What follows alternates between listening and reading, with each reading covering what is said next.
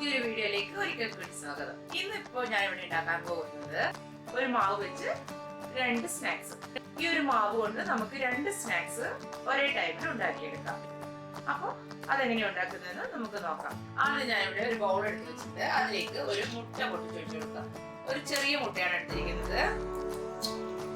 ഇനി ഇതിലേക്ക് ഒരു വലിയ 2 സ്പൂണ് പഞ്ചസാര, ഒരു നുള്ളു ഉപ്പ്, അധികം വേണ്ട, ഉപ്പ് ഒരു നുള്ളു. ഇനി നല്ലവണ്ണം ഇത് ബീറ്റ് ചെയ്തെടുക്കാം. നല്ലവണ്ണം ബീറ്റ് ചെയ്തെടുത്തിട്ടുണ്ട്. ഇനി നമുക്ക് ഇതിലേക്ക് 1/2 കപ്പ് മൈദ, ഒരു വലിയ സ്പൂൺ അരിപ്പൊടി, പുട്ടിന്റെ പൊടിയാണിത്. ഒരു മഞ്ഞ കളറാക്കി കിട്ടാൻ വേണ്ടിയിട്ട് അല്പം മഞ്ഞൾപ്പൊടി ഇത്രയും കൂടെ ചേർത്ത് നല്ലവണ്ണം ഇത് മിക്സ് ചെയ്തെടുക്കാം. നല്ലവണ്ണം മിക്സ് ചെയ്തെടുത്തിട്ടുണ്ട്. ഇനി ഇതിലേക്ക് കുറച്ച് വെള്ളം ചേർത്ത് കലക്കിയെടുക്കുക. അധികം ലൂസായി പോകരുത്, അധികം കട്ടിയായി പോകരുത്, ഒരു പാകത്തിൽ.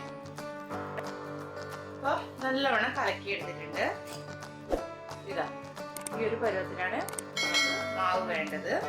ഇനി നമുക്ക് വേണ്ടത് കുറച്ച് ഡേറ്റ്സും പഴവുമാണ്.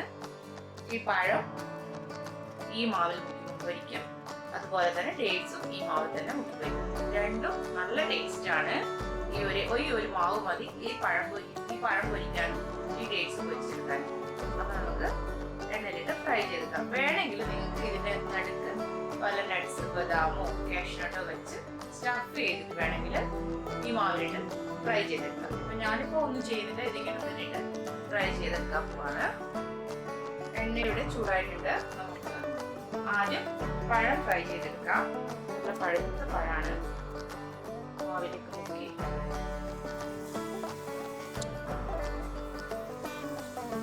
മുട്ടയൊക്കെ ചേർത്തതുകൊണ്ട് നല്ല സോഫ്റ്റ് ആയിരിക്കും പഴംപൊരി.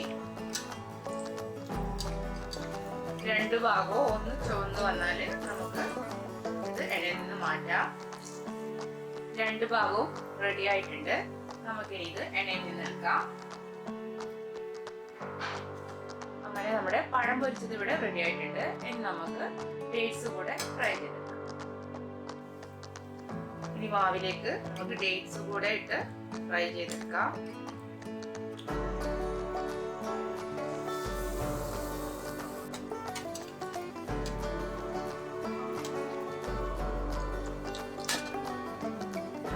ഡേറ്റ്സ് ഫ്രൈ ഇവിടെ റെഡി ആയിട്ടുണ്ട്. അതും നമുക്ക് എണ്ണയിൽ നിന്ന് എടുക്കാം.